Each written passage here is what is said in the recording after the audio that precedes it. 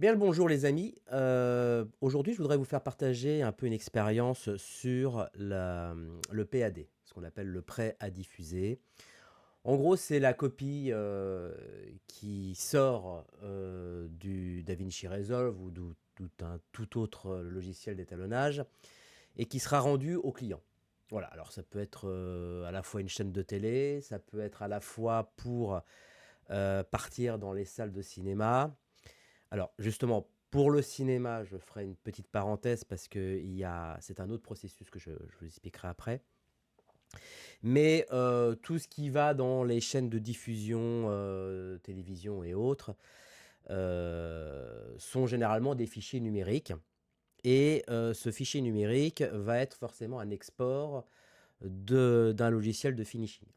Un finishing, c'est-à-dire que c'est le logiciel qui est généralement le logiciel où on a fait l'étalonnage, où on a réuni donc l'image, là on a fait la conformation, on a fait l'étalonnage, on a fait l'import des VFX, et on y a attribué aussi la piste son. Bah oui, parce qu'il y a aussi la piste son. Et c'est de là que va sortir les différents exports. Et les exports peuvent sortir dans différents formats, dans différentes résolutions, SDR, HDR, etc. etc. On en avait déjà parlé à ce sujet. Néanmoins, ce que je voulais vous parler principalement, c'est le fait qu'il y a souvent, dans cette dernière étape, une négligence. Voilà. C'est-à-dire que généralement, on fait un peu trop confiance à la machine.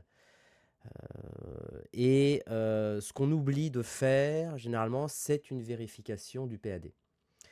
Alors évidemment, quand on a revu 50 000 fois le film, quand voilà, on a peut-être une saturation qui fait que on va pas se taper 1 heure et demie de film. L'export, finalement, bon bah voilà, il a fonctionné.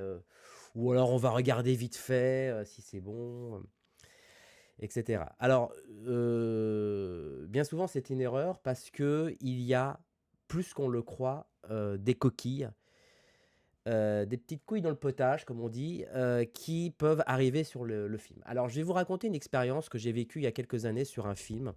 C'était un téléfilm France 3. Alors, je ne vais pas donner le titre, etc., parce que comme je vais parler dessus, très franchement, il y a des gens qui sont mis en cause dans ce film. Donc, je ne vais pas donner le titre du film, mais c'est un film que j'ai fait il y a plusieurs années de ça. On était en salle d'étalot, on terminait le film. On a relu le film sur le logiciel d'étalot. Voilà, on s'est dit, bon, bah, c'est nickel. On a fait une dernière lecture, on a bien vérifié avec le réalisateur, etc. etc. Et la boîte de post-prod, alors je me souviens plus du nom de la boîte post-prod, nous a dit, bon, bah voilà, merci, au revoir, c'est terminé. En gros, on va faire l'export et on va le donner à France Télévisions.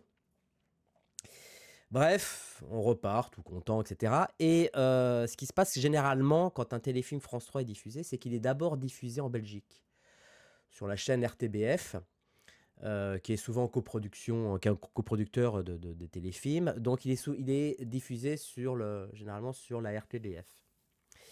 Et je me souviens, j'étais en vacances et voilà, j'apprends que le film est diffusé tel jour avant la France, avant d'être diffusé en France, en Belgique sur la RTBF. Bon, il est diffusé, bah évidemment moi j'ai pas la RTBF. Néanmoins, je sais pas ce qui m'a pris. Je me suis dit tiens, je vais aller le voir en replay sur la RTBF. Voilà, je vais me dire tiens, Alors, après tout c'est con parce que finalement je vais voir le film. Aucun intérêt, vous savez en replay c'est des petites fenêtres. Il n'y a rien de voilà, il y a rien de transcendant. Et je vais sur la RTBF. Bien évidemment, comme j'étais en France, avec mon IP française, ça fonctionne pas. Je ne peux pas regarder de film sur la RTBF avec mon IP française. Donc je persiste. Je ne sais pas pourquoi je persiste, parce que c'est complètement ridicule. Je persiste, je prends un VPN, je me mets une IP en Belgique et je regarde le film. Bon, bref. Alors évidemment, je ne me suis pas tapé le film, mais je regarde. Alors ce qu'il faut savoir, les amis, c'est que dans ce film, bon, bah, c'est un film, voilà, un film classique et tout. Et dans le film, il y avait plusieurs fois dans le film des parties flashback qui montraient les acteurs adultes qui étaient enfants. Voilà. et il y avait ces parties flashback. Et moi, à l'époque, les parties flashback, au lieu de les traiter enfin, en étalonnage classique, j'avais utilisé un plugin qui s'appelle Film Convert, qui est un émulateur de film, un des premiers émulateurs de films que j'utilisais. Film Convert, qui existe toujours d'ailleurs.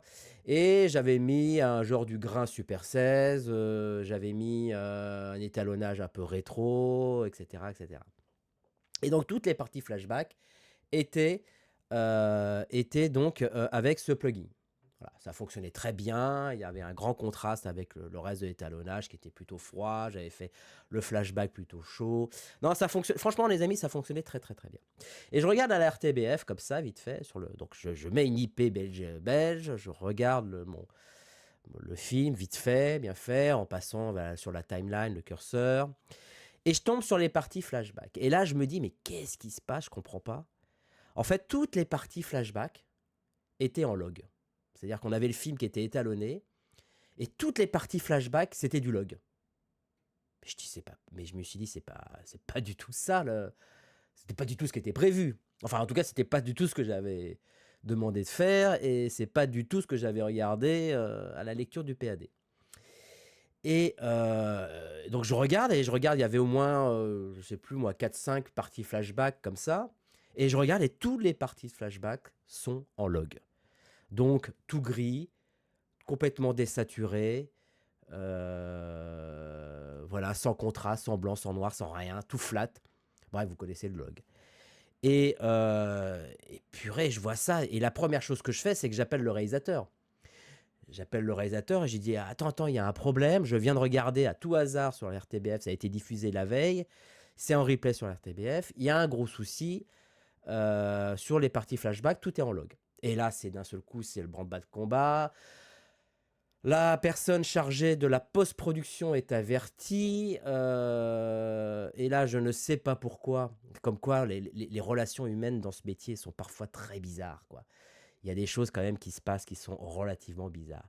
Figurez-vous qu'à l'époque, alors je n'avais pas énormément d'expérience de film. Je me souviens qu'à l'époque, je m'étais fait engueuler comme de la merde par la directeur de post-production. Alors, cela dit, elle aurait eu raison.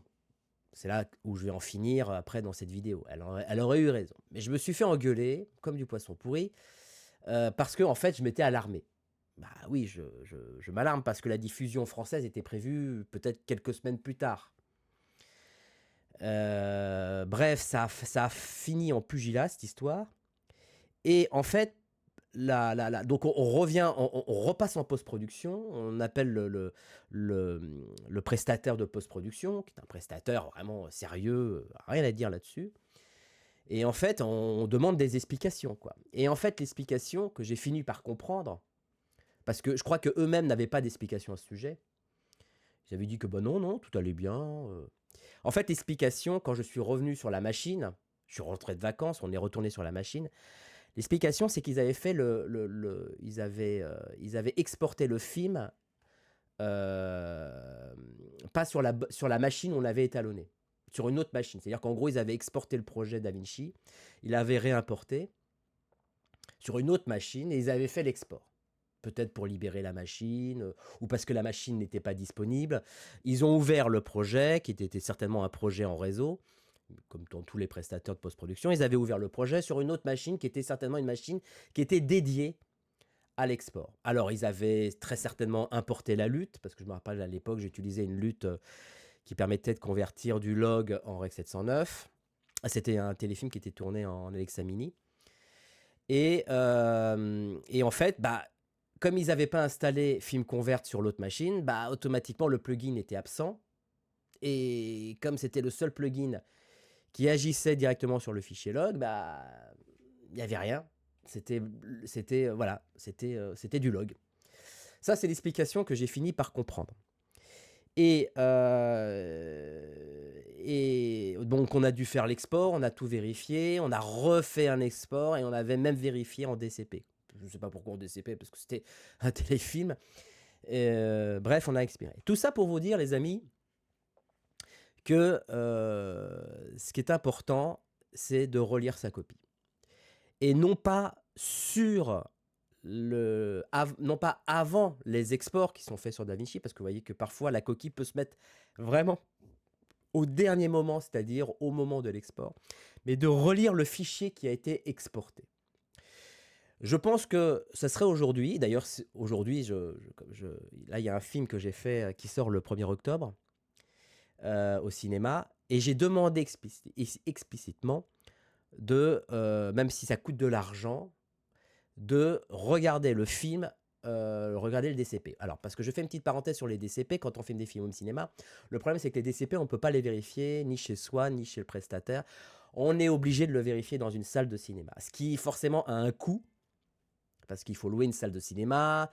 Souvent, tous les prestataires ne sont pas reliés à des salles de cinéma en partenaire pour faire ça. Donc, ça a un coût. Ça peut coûter 300 €, etc.